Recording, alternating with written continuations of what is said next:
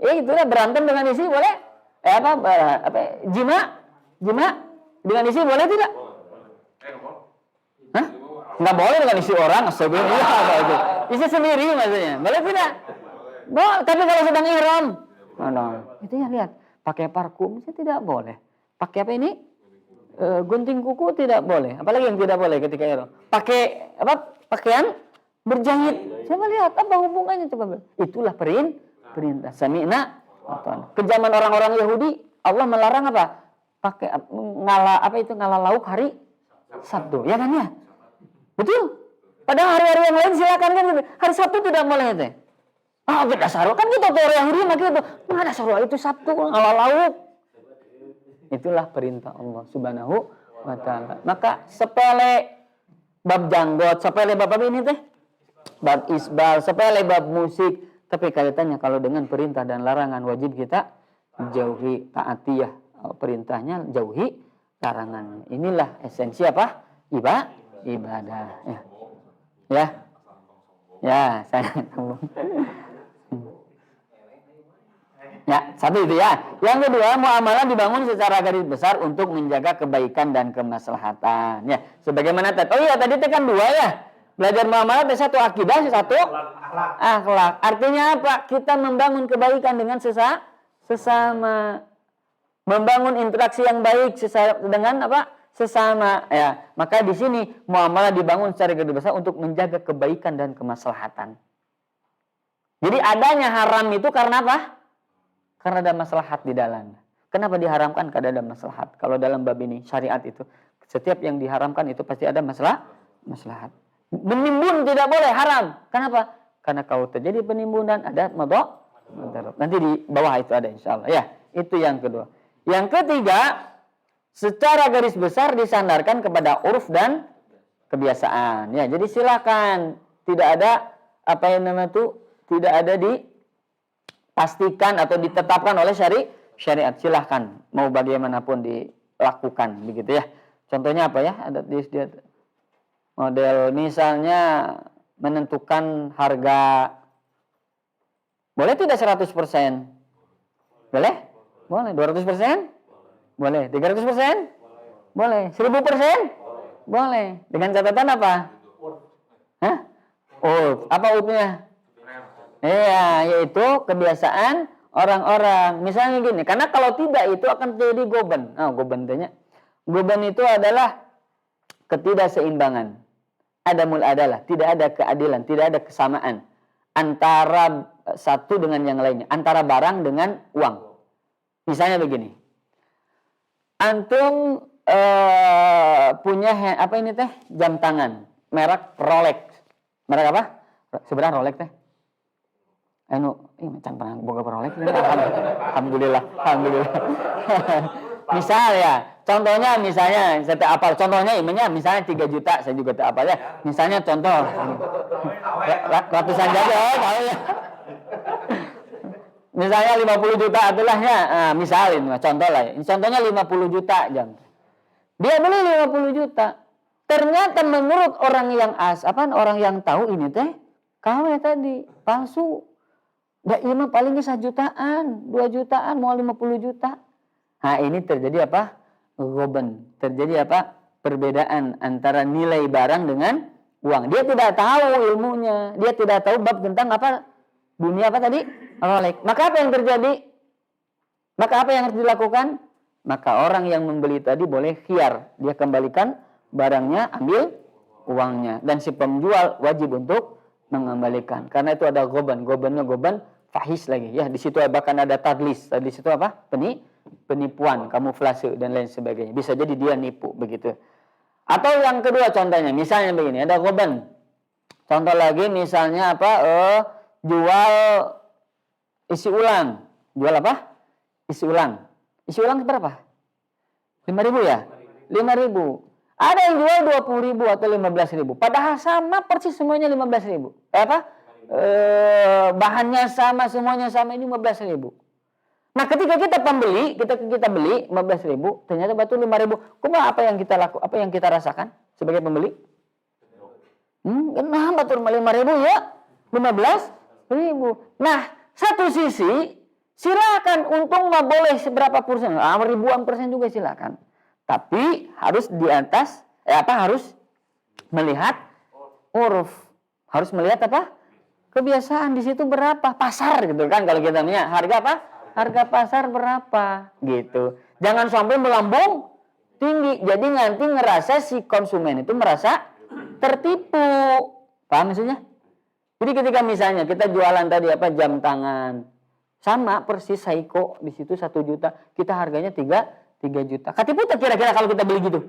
Ketipu. Nah, maka kalau para ulama ada yang mengatakan rata-rata 30% dari harga apa? Pasar. Boleh naik ke atas, boleh turun ke bawah. Jadi kalau misalkan 1 juta boleh 1,3. Boleh sebetulnya 2 juta? Boleh. Kalau si pembeli dia tahu urufnya. Begini misalnya. Kang Rafli dengan Kang Husni jualan baju. Beliau misalnya atau motor lah ya, jual motor mudah lah. Motor Beat. Motor Beat itu pasaran seberapa? 10 juta. Beliau tahu 10 juta, pasaran tahu 10 juta. Tapi karena ini mah khusus dia tuh pengen, saya pengen nih Beat antum seberapa teh? Bogoh gitu nya. Bayar aku saya 20 juta. Terjadi transaksi. Boleh tidak? Boleh tidak? Boleh tidak? Boleh. Terjadi gobeng tidak? Tidak. Kenapa? Karena dia ridho, saling apa ridho, dan dia tahu urutnya seperti itu, gitu paham ya? Tapi kalau dia nggak tahu pasarnya, Kang Husni tidak tahu pasar Bitnya berapa gitunya, berapa? 20 juta murah, di Batu mah 70 juta sok beli di Amerika, wah, gitu misalkan begitu ya. Saya murah bayarlah 20 juta. Oh gitu, nya, oh iya sok atuh. Saya percaya apa? Kang Husni percaya, Kang Rafli, oke lah belilah. Wajahnya wajah tukang tipu lah insya Allah. Ternyata tuti kan itu. Ternyata pas dibeli, pas keluar, harganya berapa? 10 juta. Aduh, orang ketipu. Maka yang seperti itu boleh dibalikin? Boleh ya. Kalau yang tadi yang pertama tidak terjadi. Paham ya? Jadi itu yang dimaksud dengan urf, dimaksud dengan pasar itu seperti itu. Maka kan Nabi pernah ya ditanya, diminta ketika harga itu melambung tinggi kan gitu ya. Maka kata para sahabat, ya Rasulullah sa'ir lana, ya Rasulullah berikan kepada kami patokan harga, berikan harga. Apa jawaban Nabi? Nabi memberikan harga tidak? Tidak. Kata Nabi SAW, innallahu wal musa'ir, dialah Allah yang menentukan harga. Maksudnya begini ikhwan, jadi di zaman Nabi ya, yang jualan itu kan orang-orang jujur, orang-orang para sahabat, bukan orang-orang yang awam, kan ya, orang-orang hebat. Jadi ketika pedagang pun naikkan harga, berarti ada sesuatu. Tolong contohnya misalkan gini, kita jualan cabai, petani jual apa? Cabai. Qadarullah hujannya banyak turun atau kurang turun ya, bolehlah yang mananya. Artinya akhirnya banyak yang berguguran, apa ya? Banyak busuk, gagal panen, tidak bisa panen, sedikit. Akhirnya operasional besar, sementara hasil sedikit. Mau tidak mau dijualnya dengan harga yang tinggi. Kan pernah kan harga cabai sekilo lebih pada ayam? Berapa? Oh beda tukang cabai alhamdulillah apa?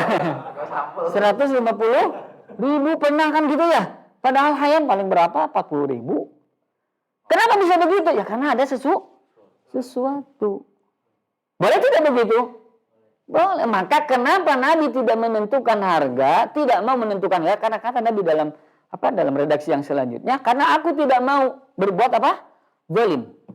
Tidak mau ada mazlamah, tidak ada kezaliman. Nanti ketika bertemu dengan Allah Subhanahu wa taala, zalim bab harta, bab tentang juga bab dengan darah. Bab darah, bab harta aku tidak mau berbuat zalim. Artinya kalau Nabi menentukan harga, ya bisa jadi nanti dolim kepada pedagang. Sementara pedagang itu dia menaikkan harga karena memang adanya sebab.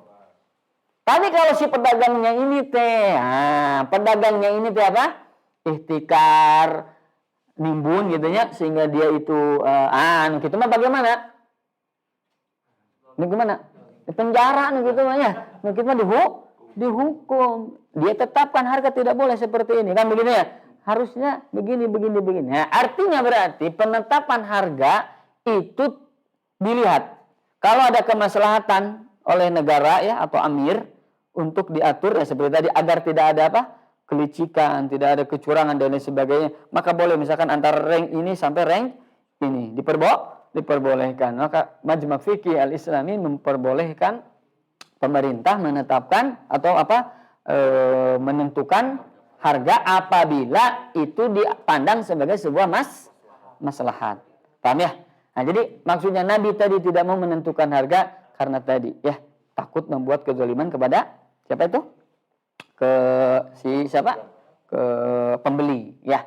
Sama seperti yang tadi antum panen padi atau apalah. Aduh, ternyata begini harus akhirnya mahal. Nah, pemerintah tidak boleh ikut campur. Kenapa? Karena ini ada sesuatu yang di luar kendali. Paham ya?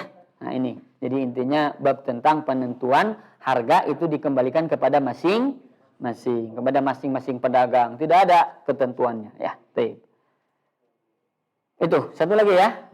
Lanjut sedikit. Pandangan Islam tentang muamalah. Nah, Islam tidak menumbuhkan muamalah di masyarakat, hanya menetapkan kaidah, patokan ya, syarat-syarat dan patokan-patokannya. Nah, jadi tidak menumbuhkan muamalah. Jadi yang menumbuhkan muamalah siapa? Siapa yang menumbuhkan muamalah? Siapa yang menumbuhkan muamalah? Kita. Manusia.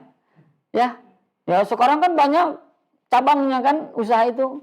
Wah, online lah, apa dan sebagainya. Wah, pabalatakan gitu ya. Hukumnya apa? Silahkan. Sepanjang tadi syaratnya ditaati, patokan-patokannya diketahui ya. Kemudian apalagi kaidah-kaidahnya dia fahami. Selama itu tuh silahkan. Selama tidak bertentangan, silahkan. Nah, maka yang menumbuhkan itu siapa? Kita. Maka dioprek kan gitunya apa ya muncul lagi ini. Can beres banyak ditanya, muncul kan gitu. Terus seperti itu. Kenapa ya? Karena mengikuti perkembangan manusia di saat itu ya, kebutuhannya. Baik. Selanjutnya, apalagi ini teh? Islam hadir dengan kaidah umum dalam muamalah. Nah, kaidah umum dalam muamalah pertama ar-ridha wa tayyibun nafs wa tibun nafs. Keridhaan ya dan kerelaan jiwa atau kebaikan hati, kebaikan jiwa ya. Jadi artinya kalau kita bertransaksi harus saling ridho ya, seperti yang tadi, saling ridho. Al-wafa bil uqud. Al-wafa bil uqud itu memenuhi akad. Penuhi akad-akad. Jadi apa yang telah antum tentukan sebagai akad, penuhi itu. Syarat-syarat laksanakan ya. Ayyuhalladzina amanu aufu bil uqud. Ya, teman-teman tunaikanlah akad ya. Kemudian an-nahyu anil gharar, melarang untuk berbuat gharar. Apa gharar itu ya? Ketidakjelasan, kesamaran ya. Di dalamnya ada apalagi misalnya ya ketidakjelasan ya. Contohnya apa? Ya, membeli karung di dalam kucing gitu ya. Kucing dalam karung. Apalagi misalnya antum jual barang ya, beli motor. Ikan motor. Berapa? 10 juta tapi dicicilnya sok mangga. Berapa lama? Sok saya we salilana we iraha we lah terserah. Sampai lunas we terserah. Boleh tidak? Boleh tidak? Tidak boleh. Kenapa? Karena nanti dalam syarat jual beli harganya harus jelas, harus pasti an yakuna samanu ma'luman. Ya, harganya diketahui. Nah, salah satu harganya diketahui termasuk pelunasan. Kan begini, misalnya harga kredit berapa? 20 juta, ya. Tapi tidak tahu kapan beresnya, melunasinya. Itu hati-hati juga. Itu jangan dilakukan. Harus jelas. Berapa? 10 bulan. Berapa? 20 bulan. Begitu. Jangan sok we lah sayeuna. Kenapa? Karena bisa jadi dia itu suatu saat akan butuh duit kan itu. Apa saya ingat orang tuh inget apa. Hampir orang tuh inget tapi kadang gitu inget kan gitu ya. Kejadian Pak pernah, walaupun dalam bab ini mah bab tabarruat ya, dalam tabarruat masih diperbolehkan, tapi tetap harus ditentukan. Pinjam uang. Pinjam apa? Uang. Kapan bayarnya?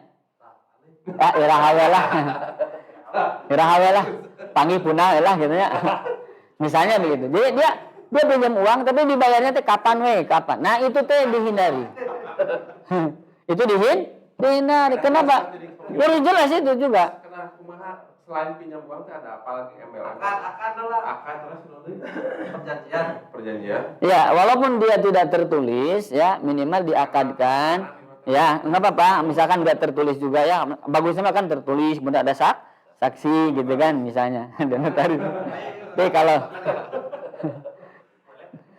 ada notaris pinjam uang 100.000 ke notaris 2 juta ya? Ya jujur saya banyak yang gitu ngalamin kejadian itu kan harusnya kemana gitu. Ya baiknya mah minimal lah ditulis lah ya, artinya pinjam sekian itu kan dibayarnya kapan, ditulis itu bayarnya sekian, apakah mau dicicil, apakah digebrokkeun gitu ya, nanti pas begitu apa nama tuh lunas bayarnya, lunas 2 bulan misalnya bayarnya sekaligus lunas, ya, pagi lunas pokoknya mah gitu ya. Nah itu misalnya tulis itu gitu, ya bagusnya mah tertulis, biar apa? Agar apa? Ya bang baterai mau tidak, agar nanti kan ketika suatu saat meninggal, ya kan? Baik yang apa tadi teh, yang meminjam ataupun yang dipinjamkan, bisa jadi dia itu meninggal. Nah kalau tidak ada catatan, kadang orang itunya misalkan, Pak, Bu, punten si bapak teh gaduh kapiat ke abdi seberapa 10 juta. Ah mana buktinya? Teu aya mumpung Nah kan gitunya. Seperti itu kadang orang itu. Padahal bisa aku-akuan kan gitunya. Bisa apa namanya itu? Akuan. Maka yang lebih baik dan itu lebih maslahat adalah ditulis. Walaupun kecil ya, maksudnya walaupun kecil teh misalnya ya 500.000 100.000 ya. Tapi kalau misalnya ieu mah dadak dina teh mau dilapurkeun ya, tidak ditulis juga tidak apa-apa. Tidak masalah. Seueur alhamdulillah. Ya. Ya, enggak apa-apa lah, mending tanya jawab aja lah. Mending tanya jawab aja ya. Pernah ada akad gitunya peminjaman. Jadi misalkan 1 tahun tapi begitu ditagih setahun teh kan adatan ya bener. Yang aing keripu keur kieu cenah. Kan bapak tanda tangan deuk saya di dieu. Ya karena ke pandemi kayaknya sabodos ya pandemi bapak tanggal 1 tahun saya teh gitu. Saya tuh menanggapi itu jadi saya tuh jadi malas lagi nanti itu. Real kan saya teh gitu. Enggak boleh sita. Sita jauh. Dengan lemah lembut nagihnya. Pak punten saya peryogi artos abdi nanti peryogi artos sekian kan saya 1 tahun abdi teu kadu naon aya pesol we hungkul. Abdi nuju nyekel bedil mah gitu. Insyaallah eta bakal.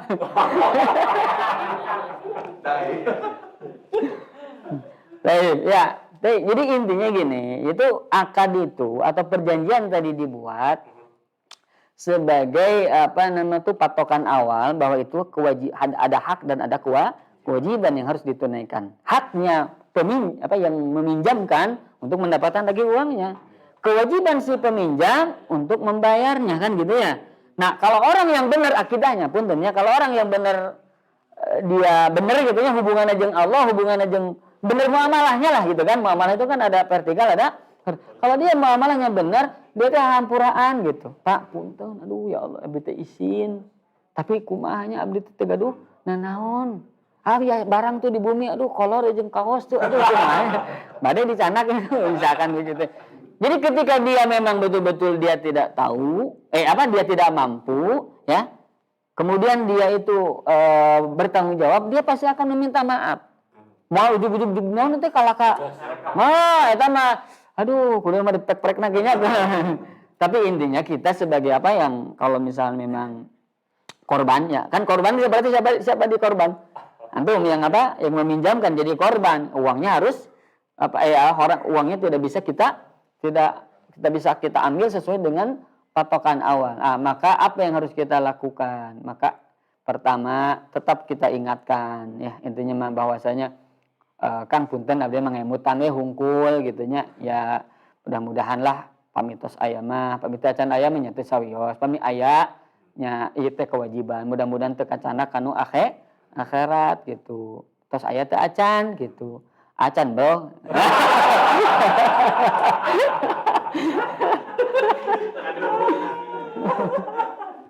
Aduh. Pas nabut teman sholat gitu nya, bener tuh nya. Tapi seminggu balik ke kantor sih kan soalnya ya karunya gitu Gitu kan biasa. Karakter nah itulah makanya pinjam itu kumanya minjam itu karakter yang sulit untuk apa ya? Sembuh. Hese non cagerna penyakit. Jadi minjem ke dia geus beres, ka ditu minjem. Maka kalau orang dia terjerumus ke dalam bab riba, itu tidak jadi solusi kalau dia bebaskan dari hutangnya.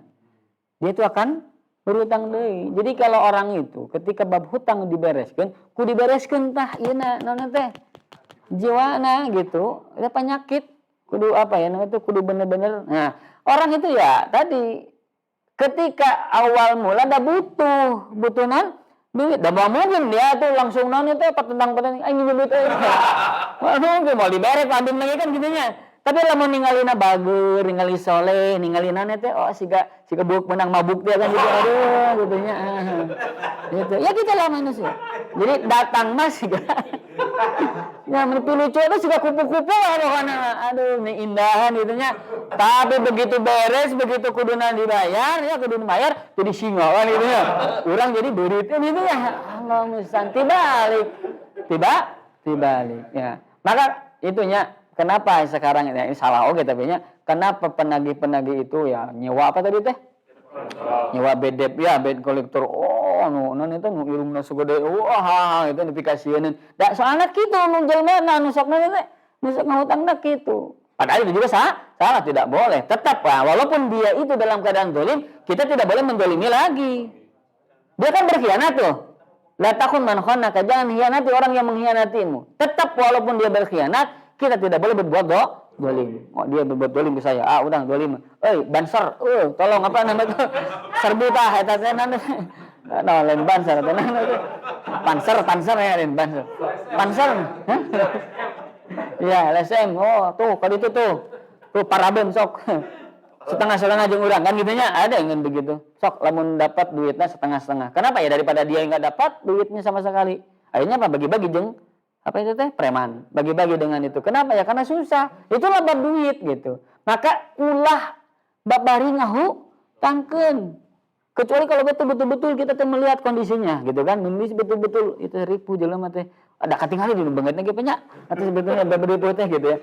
Kita survei bukan survei ya kita lihat bener enggak keluarga nanti membutuhkan bener dia teh ngahutang teh ngan ka urang hungkul. Kadang Pak itu teh ka urang ngahutang ka ditu ngahutang. Nah urang teh ngahutang ka urang teh keur mayar ka batur subhanallah. Lain kita keur mayar ka batur ieu keur nu lain-lain itu ka ieu hutang ka dia hutang subhanallah. Nah, lebih baik jangan diberi.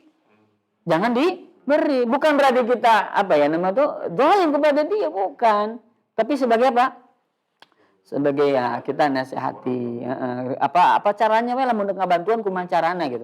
Tong minjemkan mun deuk mere we. Ini saya mau ngasih tapi itu bisa seperti yang Pak tadi. Ada misalkan datang ke kita berapa pinjam 2 juta. Aduh 2 juta mah kieu gitu kan lihat kurang maslahat. Terus yang kedua kita nasihatilah sedikit-sedikit ya. Paling aya ya saya iyalah ongkos malah misalkan 100 juta masuk aya we. Ya 100.000 misalkan gitu ya atau 200.000 misalkan gitu. Nah, kita sambil nasihati jangan banyak berhutang gitu. Apalagi kita tahu dia itu banyak hutangnya. Dia tahu kita kita nasihati. Karena orang yang berhutang tadi penyakit ya. Duh, sebenarnya ngeri itu kalau orang yang dia banyak hutang. Apalagi sekarang itu di ini teh? Online gitu ngerinya itu di sebenarnya pinjol gitu. Nah orang-orang itu ada hayang nikmatnya dapat ternyata subhanallah ya itu banyak terjerumus. Maka Nabi kan sampai berlindungnya dari dari hutang piutang ya kan lamin ya'udzubika minal khubusi wal eta mah tapanya Allahumma inni a'udzubika minal hammi wal hazan wa a'udzubika minal ajzi wal kasal wa a'udzubika minal jubni wal bukhl wa a'udzubika min ghalabatid dain. Nah, min ghalabatid dain. Artinya dikalahkan oleh hutang ya. Artinya itu hidup teh susah karena hutang piutang ya. Naudzubillah, ngeri lah. Janganlah kita sampai berhutang. Pokoknya sekuat tenaga ulah ngahutang. Lebih baik minjem. Lebih baik kerja sok saya butuh kerjaan lah, saya punten ya saya butuh kerja. Nah, paling gitu Pak kalau mau bantu sok atuh antum bisa naon, bisa apa? Bisa ngara gaji atau bisa naon sok kerja we di saya. Sok. Nah, paling gitu Pak daripada apa? Ngasih apa? Hutang ngasih uang. Nggak akan bagus yang seperti itu mah ya. Wallahu alam. Ya Pak. Oh, mikir kan maksudnya nyewa tempatnya. Nyewa tempat. Nominal sekian. Terus tapi nggak menu. Harga menu itu sekian. Terus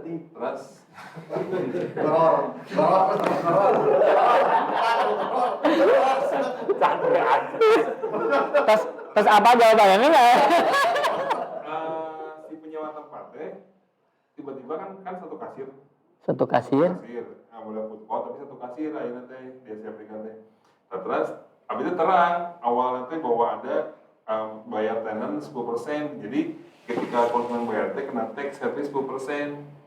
Tapi kumaha harus guna? Ka mana teh teks teh? Ke kasir, seras kabli. Abi mah harga bisa 80.000 ngecal. 80 5.000. Kontrakan bon teh kan ke kasirkeun. Ya. Ku tamu teh Nuhun. ke kasir tiba-tiba tax service 10%. Tapi saya tiap di nu gaduh tempat pengelola eta. Pajak tempat. Mohon. Oh, pajak tempat dan segala macam. Kumaha usah ngurus gimana? Eta masalah teh antara kumaha teh. Iya, kalau misalnya apa Abdi teh. Lah? Tanpa soal abdi di awal tadi dibicarakan masalah itu perkawis. Jadi si konsumen itu selalu bayar selebih 10% Mohon ketika belanja dari nilai total yang belanja tehnya. Pokoknya 10%, 10% terus gitu. hari aku nampi di kasir mah mau harga eta 85.000 teu nampi nu tambah 10%. Gitu. Pertarusannya non tadi teh? Jadi ngurusina kumaha mau masalah atau mau atrabit mudarat eta Kanggo ieuna kanggo pajak 10% kanggo abdina sebagai penyewa tempatna. iya. Jadi saya nama ya bagusnya kalau seperti ini si penyelenggara atau yang punya tempat itu teh ngasih tahu bahwa apapun transaksinya itu ada 10%. Antum mah sudah benar sebetulnya, maka harga itu sesuai dengan apa patokan menu. Oh ini 85.000, ini sekian kan gitunya dan diterima segitu. Tapi yang 10% mah kemana? Nah baiknya pengelola karena dia kan yang ngambil uang itu kan. Sebagusnya dia yang nempelkan atau apalah ngasih pengumuman atau ngasih pemberitahuan ke setiap konsumen bahwa pembelanjaan yang ada di situ ada plus 10%. Itu agar apa ya? Agar tidak ada gorot. Yang dosa itu si siapa itu teh? Si pengelola. Ah, tapi kalau misalkan pengelola tidak mau, dia antum sudah apa namanya tuh sudah ngusulin nih ke pengelola teh Pak, gini-gini Pak, kasih tahu Pak gini-gini, nanti bisa jadi dosa antum gitu Pak. Pak neraka apa gitu teh ya. Jadi kita apa namanya tuh sampaikan intinya agar tidak apa namanya tuh tidak terjadi sesuatu yang tidak diinginkan lah gitu kan. Bagaimanapun akan terjadi kekecewaan bagi siapa? Konsumen yang tidak tahu, ujug-ujug 10% gitu ya. Jadi dikasih tahu. Termasuk walaupun pajak nih contohnya nih ya. Misalkan pajak namanya PPN ya kan namanya PPN 10%. Cantumkan ini ada PPN atau PPH apa? Ya itulah ya. Itu 10%. Biar apa ya? Konsumen juga tahu oh plus sekian. Jadi sebelum beli teh dia tahu harganya totalnya berapa yang dibayar. Nah, kalau misalkan antum sudah ngusulin dia tidak mau, nah bagusnya antum di menu itu apa? Cantumkan di apa di bawahnya di gede gitu ya. Ini belum termasuk 10% pajak tempat yang dikeluarkan oleh pengelola gitu pengelola lain abdi gitu ya. Gitu. Jadi biar apa? Biar tidak ada apa goror di antara kita tadi teh gitu ya. Tidak ada gitu. Gitu Pak? Ya. Ya Bang. Ya. Karena nyambung tadi mengenai hutang piutang kan. Hutang piutang kan pada dasarnya katanya akan sosial. Nah, cuman nggak sedikit juga sering ada beberapa dicantumkan atau nggak diaktakan gitu, diperjanjikan gitu, secara tertulis. Nah, biasanya di dalam itu kan ada beberapa hal yang mengikat saat itu. Contohnya seperti pasal bencana alam, force majeure, atau enggak kalau zaman sekarang itu ada pasal pandemi COVID itu. Nah, apakah itu masuk ke zolim? Maksudnya kan biasanya hutang piutang nggak boleh ada syarat-syarat nih, hutang piutang udah aja waktunya berapa, nilainya berapa udah gitu. Sedangkan kadang-kadang di luar itu suka ada syarat-syarat.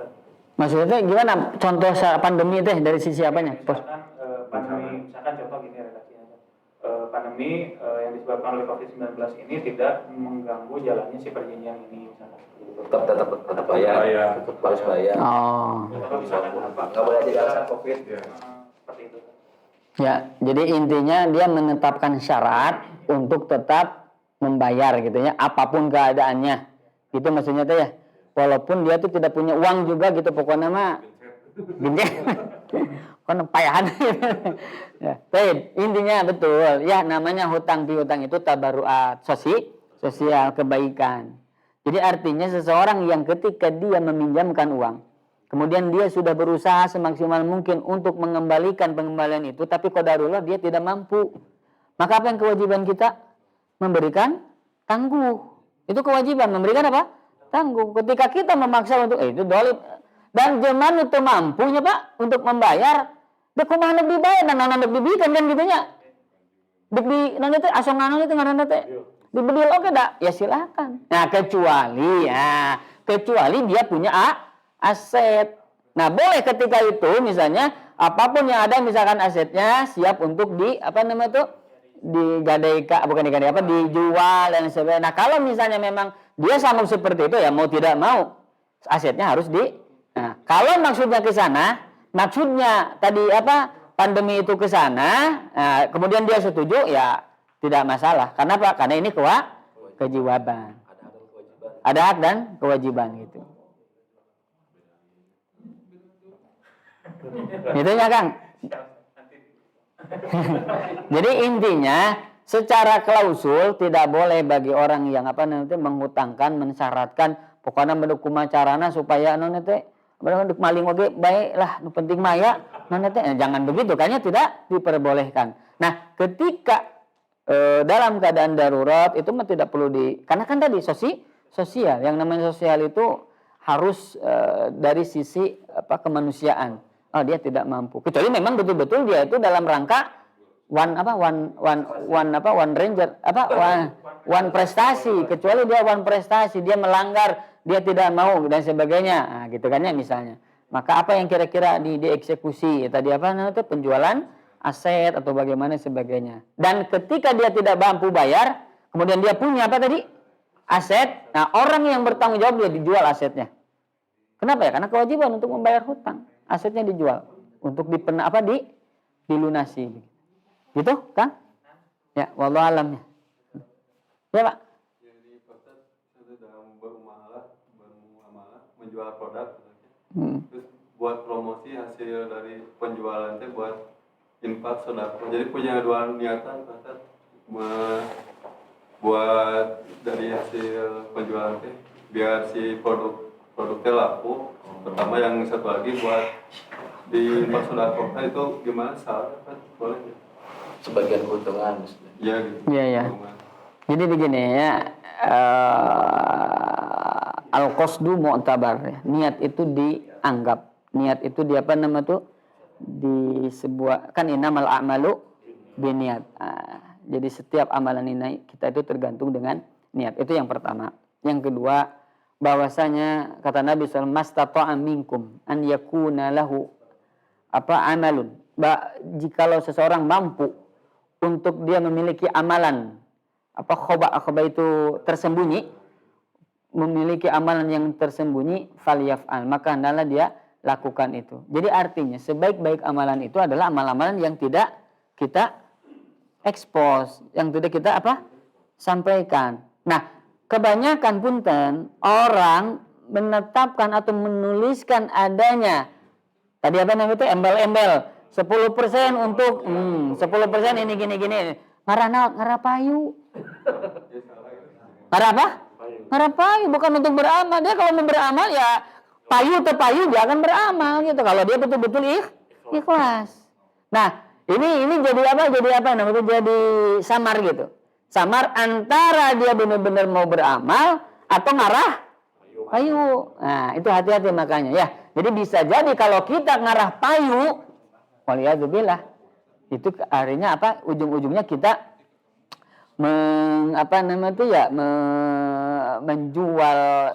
menjual syariat dengan harga yang murah. Itu maksudnya itu kalau menurut saya sih ya, jangan diembel-embel lah untuk untuk infak, untuk pasti untuk apa? Untuk fakir miskin dan duafa 10% dalam kurung duafannya saya gitu ya. Bagus nama jangan. Gitu. Ya itu mau diamalkan. Nah ketika tidak tidak laku ya berarti kan kita tidak bisa infak kan gitu hukumnya. Kita tidak laku nih ya kita tidak bisa nih 10% ya memang tidak. Ya. Tapi kalau misalnya memang kita sudah tetapkan 10% ini saya infakkan. Janjinya kasaha? Allah. Memberitahunya kepada siapa? Kepada Allah. Enggak usah kepada siapa? Konsumen. Bismillah la haula wala quwata illa billah. Allah saya meminta berkah. 10% dari harga untuk Islam dan kaum muslimin ya Allah. Gitu. Ya, karena ini Pak, apa tadi? Rawan ya, samar. Jadi ujung-ujungnya supaya laku. Hati-hatilah ya, begitu. Lebih baik jangan. Ya. Wallahu alam. Ya. Tadi ini dulu enggak ya, Sok? Ini tadi yang ketiga. Izin bertanya, Ustaz. Ya. Oleh Jin. Yang tadi. Jadi kalau misalkan dalam dunia online, cara mengetahui kebiasaannya itu seperti apa gitu? Misalkan harga suatu barang di online kan beda-beda ya Ustaz. Misalkan di setiap marketplace aja beda-beda gitu. Si pur atau harga nyenteng gitu. Nah, biar kita tahu si pur kebiasaan di dunia online itu seperti apa gitu. Cara menentukan. Pertama, patokan harga ya. Jadi maksudnya begini, kalau misalnya harganya rata-rata misalnya 100.000.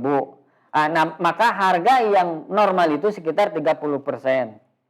Biasanya kata para ulama adalah berapa? 30. Bahkan ada yang sampai mengatakan 50.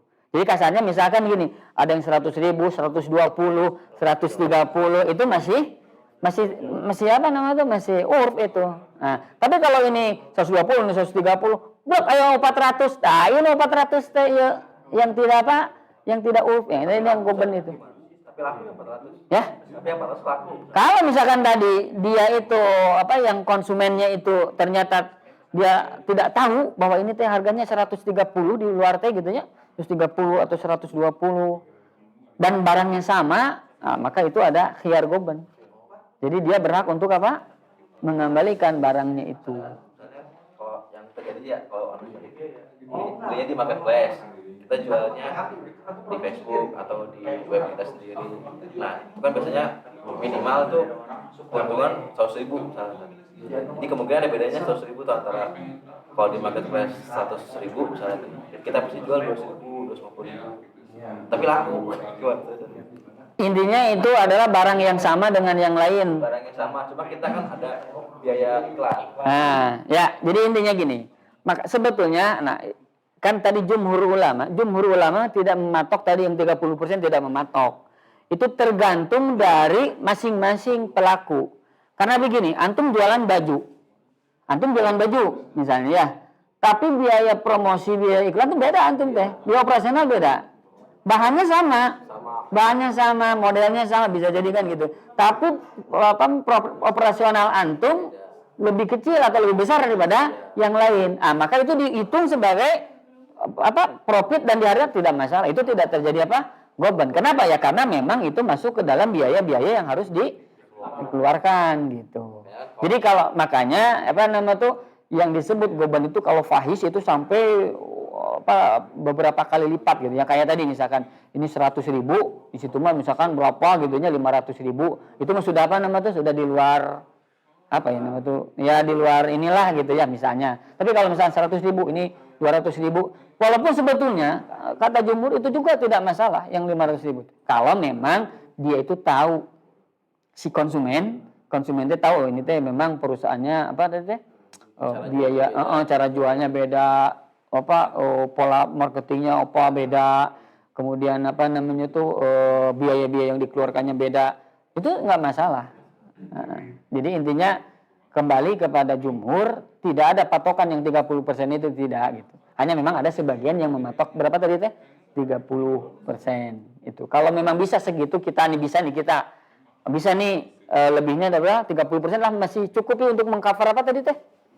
Biaya-biaya yang lain. Nah, 30% itu lebih baik begitu. Tapi kalau misalnya tidak ya antum hitung saja sesuai dengan kebutuhan-kebutuhan antum. Tidak masalah. Gitu ya. Satu lagi Ustaz. Ya. Terkait fikih muamalah. Jadi kan ini teh ranah banyaknya perbedaan pendapat gitu ya. Nah, gimana cara kita sebagai penuntut ilmu terkait mengambil keputusan atau perbedaan pendapat itu gitu Ustaz. Kita tuh harus ngambil yang mana gitu. Dan boleh nggak gitu kita tuh sebagai penuntut ilmu mengambil pendapat yang paling mudah bagi kita gitu. Selama memang ada ulama yang membolehkan gitu. Misalkan dari MUI misalkan gitu. Apakah diperbolehkan seperti itu? Baik. Jadi fikih itu sama ya, mau di muamalah, mau di ibadah, pasti ada khilaf. Ada perbedaan pendapat. Ya, walaupun agak sedikit lah dalam muamalah gitu, tidak terlalu banyak seperti apa fikih ibadah. Nah, ketika terjadi perbedaan pendapat ya sama dengan fikih ibadah. Artinya apa? Kita mengikuti yang memang menurut kita itu benar, ya, dengan dalil-dalil yang disampaikan gini kan gitunya. Jadi jangan memilih sesuatu yang membuat kita senang. Menjual hawa nafsu itu namanya talfik ya. Nah, orang itu banyak talfik, dia tuh memilih-milih. Pendapat ini, mana yang lebih ringannya? Oh iya, ini dicokot gitu. Itu tidak boleh. Khilaf itu dipersilakan, diperbolehkan, tapi ketika kita memilah-milih mana yang lebih enak untuk kita, maka itu yang hawa nafsu yang tidak boleh untuk dilakukan. Jadi intinya mana yang kita ikuti ya sesuai dengan keyakinan kita. Dan tidak bisa dibohongi, Pak. Ini tuh apa namanya? Hati mah. Oh, ini benar teh iya gitu. Gitu kan? Sebetulnya mah itu. Nah, ketika tahu itu yang benar teh ini, tapi aduh saya teh hayang aya kepentingan iya we. Nah, gitu. Maka ini hati-hati. Seperti misalnya bab tentang emas ya, dalam bab muamalah ya, jual beli apa? Emas. Bab emas itu ada khilaf di antara para ulama jual yang perhiasan.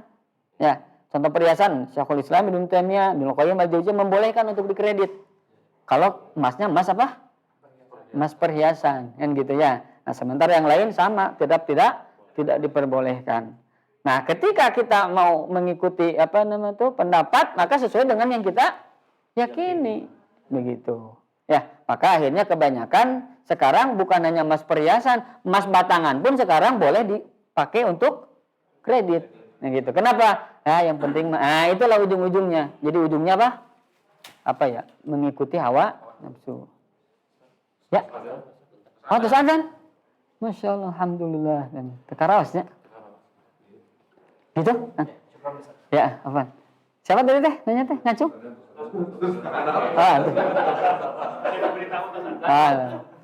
Berarti cekap artinya? Insya Allah mudah-mudahan Allah berkahi dan Allah jadikan pahala apa yang telah kita lakukan. Mudah-mudahan Allah istiqomahkan kita dalam menuntut ilmu ya dan beramal soleh. Subhanakallahumma bihamdik asyhadu an la ilaha illa anta astaghfiruka wa atubu ilaik. Assalamualaikum warahmatullahi wabarakatuh. Terus azannya?